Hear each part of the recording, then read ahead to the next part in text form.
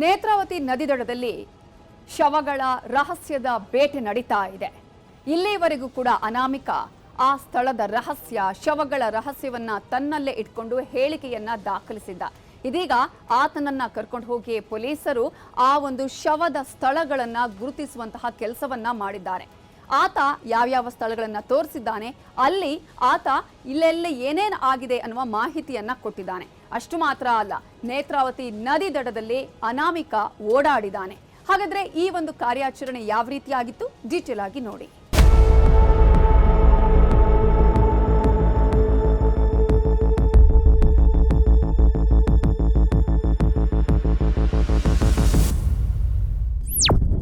ಆತ ಯಾರು, ಎಲ್ಲಿ ಅವನು, ಎಷ್ಟು ವಯಸ್ಸಿರಬಹುದು, ಯುವಕನೋ ಮುದುಕನೋ ಇದ್ಯಾವುದೂ ಗೊತ್ತಿಲ್ಲ. ಆತನ ಮೇಲೆಗೆ ಎಲ್ಲರ ಕಣ್ಣು ಬಿದ್ದಿದೆ.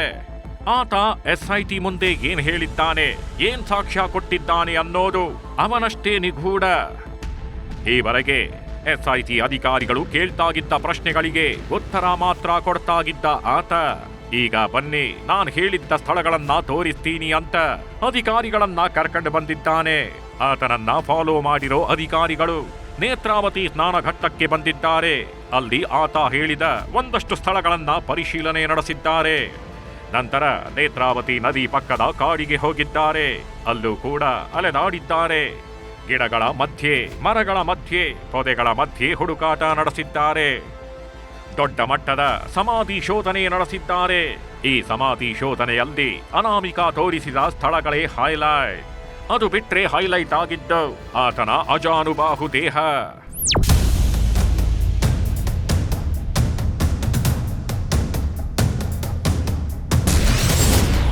ಕಾಡಲ್ಲಿ ಅಧಿಕಾರಿಗಳ ಜೊತೆ ಅಲೆದಾಡಿದ ಅಜಾನುಬಾಹು. 20 ವರ್ಷದ ಸತ್ಯ ನೆನಪಿಸಿಕೊಂಡು ಓಡಾಡಿದ ಮಾಸ್ಕ್ ಮ್ಯಾನ್. ಹೇಗಿತ್ತು ನೇತ್ರಾವತಿ ಪಕ್ಕದ ಕಾಡಿನಲ್ಲಿ ಅನಾಮಿಕನ ಓಡಾಟ. ಈತ ಅಜಾನುಬಾಹು. ನೋಡಿದ್ರೆ ಕಟ್ಟುಮಸ್ತಾಗಿರೋ ವ್ಯಕ್ತಿ ಅನ್ನೋದು ಮೇಲ್ನೋಟಕ್ಕೆ ಗೊತ್ತಾಗುತ್ತೆ. ಇದೇ ವ್ಯಕ್ತಿ ಧೈರ್ಯ ತೋರಿದ್ದ. ನಾನೇ ಹೆಣಗಳನ್ನ ಹೂತಿದ್ದೇನೆ, ಬೇಕಿದ್ರೆ ಹೆಣಗಳನ್ನ ಹೊರಗೆ ತೆಗೀತೀನಿ ಅಂತ ಪೊಲೀಸರ ಮುಂದೆ ಶರಣಾಗಿದ್ದ. ಕೋರ್ಟ್ ಮುಂದೆಯೂ ಕೂಡ ಅದನ್ನೇ ಹೇಳಿದ್ದ. ಆತ ಹೇಳೋದನ್ನು ನೋಡಿಯೇ ಕೋರ್ಟ್ ನಂಬಿತ್ತು. ತಲೆ ಬುರುಡೆ ಎತ್ಕೊಂಡು ಬಂದಿದ್ದ ಆತನನ್ನ ನಂಬಲೇಬೇಕಾದ ಅನಿವಾರ್ಯತೆಗೆ ಕೋರ್ಟ್ ಬಂದಿತ್ತು. ಇಷ್ಟೇ ಅಲ್ಲ, ಆತನ ಅಜಾನುಬಾಹು ದೇಹ ನೋಡಿ ಒಂದು ಕಾಲದಲ್ಲಿ ಈತ ಕಟ್ಟುಮಸ್ತು ದೇಹ ಹೊಂದಿದ್ದ. ಹೆಣಗಳನ್ನು ಹೂತಿರ್ಬೋದು ಅನ್ನೋ ನಿರ್ಧಾರಕ್ಕೆ ಜನರು ಬಂದಿದ್ರು. ಇನ್ನೂ ಗೊತ್ತಿಲ್ಲ ಆತ ಯಾರು ಅನ್ನೋದು, ಇನ್ನೂ ಗೊತ್ತಿಲ್ಲ. ಬೇಕೆಂದೇ ಆತನ ಗುರುತನ್ನ ಮರೆಮಾಚಲಾಗಿದೆ. ಆತ ಯಾರು ಅನ್ನೋದರ ಸುಳಿವನ್ನ ಅಧಿಕಾರಿಗಳು ಬಿಟ್ಟುಕೊಡ್ತಾಗಿಲ್ಲ. ಸಖತ್ತಾಗಿರೋ ಮಾಸ್ಕ್ ಹಾಕಿ, ರೇನ್ ಕೋಟ್ ಹಾಕಿ ಆತನ ಗುರುತು ಸ್ವಲ್ಪವೂ ಪತ್ತೆಯಾಗಬಾರದು ಅಂತ ಪ್ರಯತ್ನ ಪಟ್ಟಿದ್ದಾರೆ. ಆತ ಒಬ್ಬ ಪುರುಷ ಮತ್ತು ಅಜಾನುಬಾಹು ದೇಹ ಹೊಂದಿರೋ ವ್ಯಕ್ತಿ ಅನ್ನೋದು ಬಿಟ್ರೆ ಬೇರಾವ ವಿಚಾರವೂ ಯಾರಿಗೂ ಇನ್ನೂ ಗೊತ್ತಿಲ್ಲ. ಆ ವ್ಯಕ್ತಿ ಧರ್ಮಸ್ಥಳದಲ್ಲಿ ಏನ್ ಕೆಲಸ ಮಾಡ್ತಿದ್ದ, ಎಲ್ಲಿ ಕೆಲಸ ಮಾಡ್ತಾಗಿದ್ದ, ಆತನ ಕುಟುಂಬದ ಹಿನ್ನೆಲೆ ಏನು ಅನ್ನೋದೆಲ್ಲ ಇನ್ನು ಆ ಮಾಸ್ಕ್ ಮ್ಯಾನ್ ಎಷ್ಟು ನಿಗೂಢವೋ ಅಷ್ಟೇ ನಿಗೂಢವಾಗಿದೆ.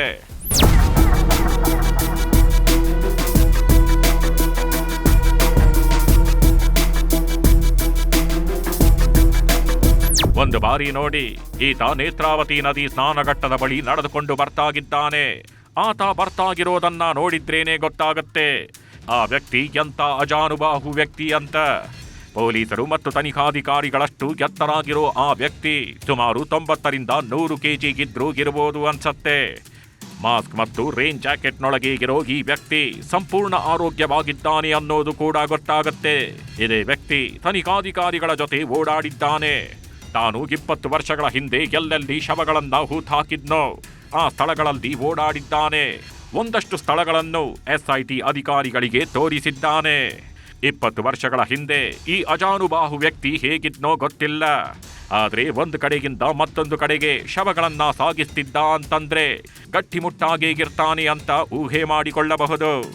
ಇಲ್ಲ ಅಂದ್ರೆ ಈತನ ಅಜಾನುಬಾಹು ದೇಹವನ್ನ ನೋಡಿಯೇ ಈತನಿಗೆ ಹೆಣಗಳನ್ನ ಹೂಳೋದಕ್ಕೆ ಕೆಲವರು ಹೇಳಿರ್ಬೋದು ಎನ್ನಲಾಗ್ತಿದೆ. 20 ವರ್ಷಗಳ ಹಿಂದೆ ಎಷ್ಟು ಫಿಟ್ನೆಸ್ ಕಾಪಾಡಿಕೊಂಡಿದ್ನೋ ಅದೇ ಫಿಟ್ನೆಸ್ ಅನ್ನು ಈಗಲೂ ಕಾಪಾಡಿಕೊಂಡಿದ್ದಾನೆ ಎನ್ನಲಾಗ್ತಿದೆ. 20 ವರ್ಷಗಳ ಹಿಂದಿನ ಸತ್ಯ ತೋರಿಸಿದ ಅಜಾನುಬಾಹು. ನೇತ್ರಾವತಿ ನದಿ ಪಕ್ಕದಲ್ಲಿರೋದು ದಟ್ಟಾರಣ್ಯ. ಆ ಅರಣ್ಯದಲ್ಲಿ ಓಡಾಡೋದು ಅಂದ್ರೆ ಸಾಹಸವೇ ಸರಿ.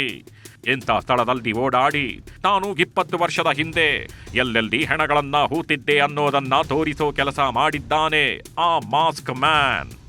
ಯಾರ ಸಹಾಯವೂ ಇಲ್ಲದೆ ತಾನೇ ಕಾಡಲ್ಲಿ ಅಲೆದಾಡಿ 20 ವರ್ಷಗಳ ಹಳೆಯ ವಿಚಾರವನ್ನ ನೆನಪಿಸಿಕೊಂಡು ಒಂದಷ್ಟು ಸ್ಥಳಗಳನ್ನ ಅಧಿಕಾರಿಗಳಿಗೆ ಮಾಸ್ಕ್ ಮ್ಯಾನ್ ತೋರಿಸಿದ್ದಾನೆ. ಇಲ್ಲೇ ಶವಗಳನ್ನ ಹೂತಿದ್ದೆ, ಇಲ್ಲೇ ನೆಲವನ್ನ ಅಗೆದ್ರೆ ಶವಗಳು ಸಿಗಬಹುದು ಅಂತ ಅಧಿಕಾರಿಗಳಿಗೆ ಸೂಚನೆ ನೀಡಿದ್ದಾನೆ.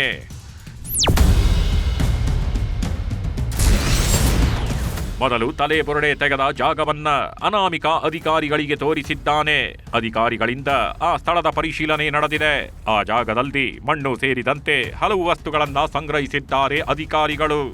ನಂತರ ಅನಾಮಿಕ ನೇತ್ರಾವತಿ ನದಿ ಪಕ್ಕದ ಕಾಡಿನೊಳಗೆ ಎಂಟ್ರಿ ಕೊಟ್ಟಿದ್ದಾನೆ. ಕಾಡಿನ ಮರ ಗಿಡ ಪೊದೆಗಳಲ್ಲಿ ಹುಡುಕಾಟ ನಡೆಸಿದ್ದಾನೆ. ಕೆಲವೊಂದು ಸ್ಥಳಗಳನ್ನು ಅನಾಮಿಕ ತೋರಿಸಿದ್ದಾನೆ.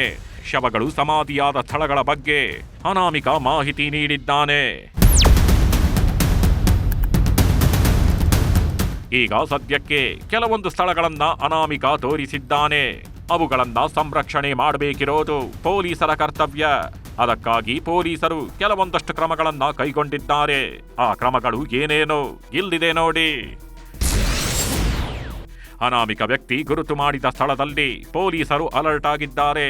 ಶಸ್ತ್ರಸಜ್ಜಿತ ANF ಸಿಬ್ಬಂದಿಯಿಂದ ಆ ಸ್ಥಳಗಳ ರಕ್ಷಣೆಯಾಗಲಿದೆ. 1 ಪಾಯಿಂಟ್ಗೆ ತಲಾಗಿಬ್ಬರಂತೆ ನಿಯೋಜಿಸಲಾಗಿದೆ. ರಾತ್ರಿ ಪೂರ್ತಿ ANF ಸಿಬ್ಬಂದಿ ಪಹರೆಯಲ್ಲಿ ಇರ್ತಾರೆ. 15 ಸ್ಥಳಗಳಿಗೆ ತಲಾಗಿಬ್ಬರಂತೆ 30 ಸಿಬ್ಬಂದಿ ಪಹರೆ ನಡೆಸಲಿದ್ದಾರೆ. ಕಾಡಿನಲ್ಲಿ ರಾತ್ರಿ ಇಡೀ ಪಹರೆ ಕಾರ್ಯ ನಡೆಯಲಿದೆ. ಅಂದ ಹಾಗೆ ನದಿ ತಟದ ಕೇವಲ 2 ಕಿಲೋಮೀಟರ್ ವ್ಯಾಪ್ತಿಯಲ್ಲೇ ಅನಾಮಿಕ ತೋರಿಸಿದ ಸ್ಥಳಗಳನ್ನ ಗುರುತು ಮಾಡಲಾಗಿದ್ದು ಪೊಲೀಸರು ಕಟ್ಟೆಚ್ಚರ ವಹಿಸಲಿದ್ದಾರೆ. ಮಾಸ್ಕ್ ಮ್ಯಾನ್ ಕಾಡಿಗೆ ಎಂಟ್ರಿ ಕೊಟ್ಟ ಮೇಲೆ ತನಗೆ ಗೊತ್ತಿರೋ ಎಲ್ಲಾ ಮಾಹಿತಿ ನೀಡಿದ್ದಾನೆ. ತಾನು ಹೆಣಗಳನ್ನ ಹೂಳೋದಕ್ಕೆ ಮೊದಲು ಆ ಹೆಣಗಳನ್ನು ಆ ಅನಾಮಿಕ ಸಾಗಿಸಿದ್ ಹೇಗೆ, ಎಲ್ಲಿಂದ ಎಲ್ಲಿಗೆ ಹೆಣಗಳನ್ನ ಸಾಗಿಸಿದ್ದ, ಎಲ್ಲಿ ಸಮಾಧಿ ಮಾಡಿದ್ದ ಅನ್ನೋದೆಲ್ಲವನ್ನು ರಿವೀಲ್ ಮಾಡಿದ್ದಾನೆ. ಆಯಾ ಸ್ಥಳಗಳಲ್ಲಿ ಹೇಗೆ ಶವಗಳನ್ನ ಹೂತಿದ್ದ ಅನ್ನೋದನ್ನು ಇದೇ ವೇಳೆ ಬಾಯ್ಬಿಟ್ಟಿದ್ದಾನೆ. 15ಕ್ಕೂ ಹೆಚ್ಚು ಜಾಗವನ್ನು ಅನಾಮಿಕ ವ್ಯಕ್ತಿ ಗುರುತು ಮಾಡಿದ್ದು. ಆ ಜಾಗಗಳಲ್ಲಿ ಶೀಘ್ರದಲ್ಲೇ ಉತ್ಖನನ ಕಾರ್ಯ ನಡೆಯಬಹುದು. ಆ ನೆಲದಿಂದ ಶವಗಳ ಸತ್ಯ ಹೊರಬರಬಹುದು ಅಂತ ಊಹಿಸಲಾಗುತ್ತಿದೆ. ಇದೀಗ ಆ ನೆಲದಲ್ಲಿ ಏನಿರುತ್ತೆ ಅನ್ನೋದರ ಮೇಲೆ ಧರ್ಮಸ್ಥಳದ ಕೇಸ್ಗೆ ಟ್ವಿಸ್ಟ್ ಸಿಗಲಿದೆ.